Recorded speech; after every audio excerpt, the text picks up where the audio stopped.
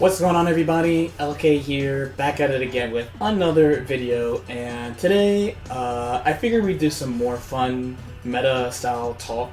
I thought last week's meta video was pretty good, and today specifically what I want to talk about is again Season 2, not really Season 3 but Season 2, and specifically what happened to characters between Season 1 and Season 2. So like in this next group of videos, I'm not going to really be talking about like Gogeta or Super Broly or Janemba or anybody. But what I want to talk about today are the three characters that I think had the biggest potential. Like a lot of people thought these characters had a lot of potential, but they ended up fizzling out over the year. And those three characters, in my opinion, would be Ginyu, Videla, and Zamasu. I think these three characters in particular, they had a lot of potential, especially when you looked at the character notes that they released for the big character patch earlier in March. And they just really didn't follow through, for lack of a better word. Ginyu, of course, as y'all all know, I played for him like for a super long time. I played him for like 6 months or so last year after the Evo patch. Videla, I touched on for a while. Videla was pretty popular when she came out for obvious reasons. We were greatly lacking in waifus. We finally got another one, and she has some pretty interesting rushdown stuff. And of course, Zamasu, people really just like this character overall. They like what he seems to be able to present, and I'll talk about that more a little bit later. So Ginyu, the big thing about him was that they added new summons. A whole set of new summons. So before this, the main way they like to buff Ginyu is to just buff his combos, but this is the first time they gave him something meaningful. And the new summons, they quite vary. So the Guldo appearing in different places is pretty good. The Raccoon summon, the new Raccoon summon really doesn't do anything. It's just Miracle Bomber moved to an input, which doesn't mean that much. The new Birder was quite a big buff in my opinion, actually.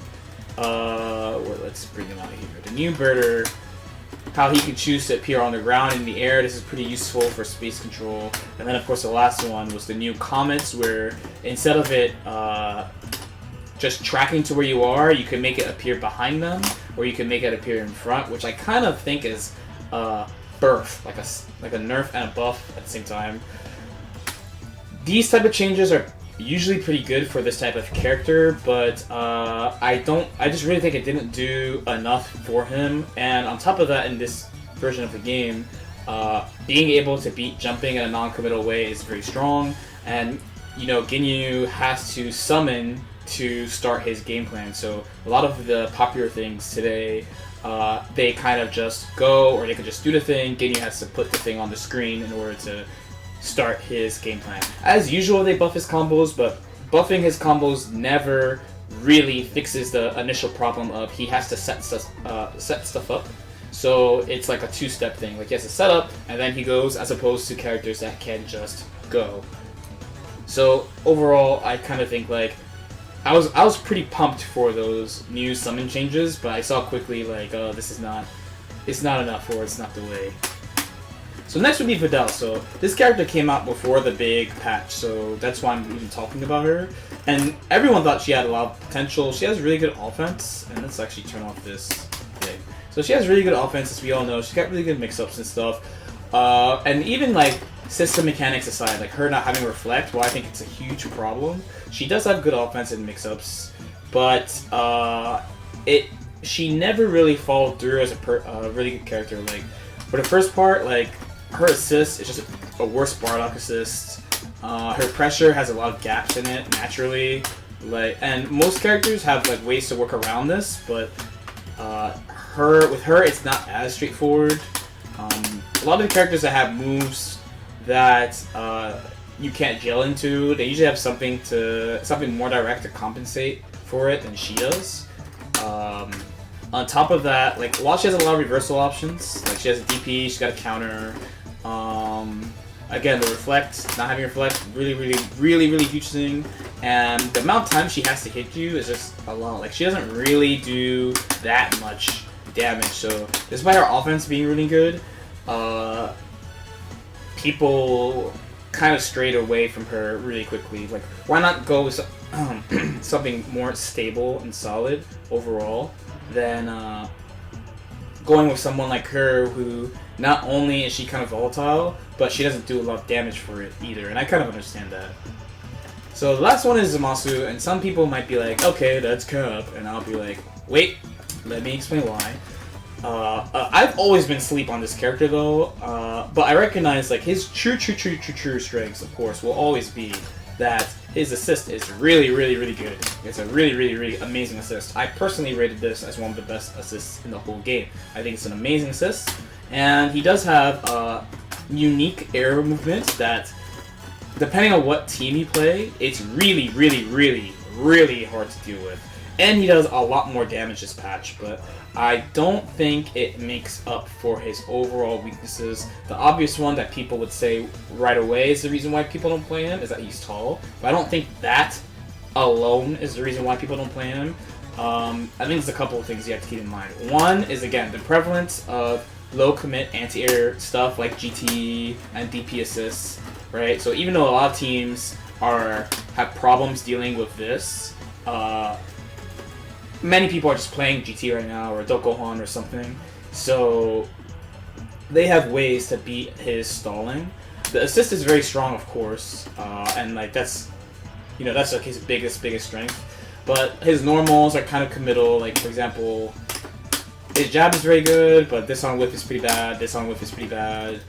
His key blast, you can crouch under it. His air key blast is pretty good though, but his neutral tools are very varied in their strength. He can't, like, if he doesn't have an assist, he can't use a lot of stuff, and usually you're using him as an assist function. Like, most people who would play him, they want to use him to replace a beam, so he's usually, not always, but usually second.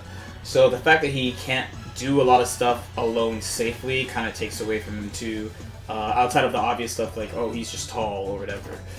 If he does hit you, he does do a lot of damage, and a lot of Zamasu teams have really high damage output that is very good in this game, but overall it's like the weaknesses kind of outweigh the strength, despite people saying he's a slept-on character. I don't actually think he is slept-on. I think people just kind of intrinsically understand where he is at, especially after having so much time with him, because, again, we haven't had an actual balance patch since March, so at this point people have gotten to play these three characters quite a bit. So if you're talking about Ginyu was like super poppin' last year. Like, Ginyu was doing super well at EVO, super well after EVO, but gradually kind of fell off until we get to where we are today, where in the US we pretty much have just Double L, and in Japan they have pretty much just Soji, as far as like notable Ginyu players.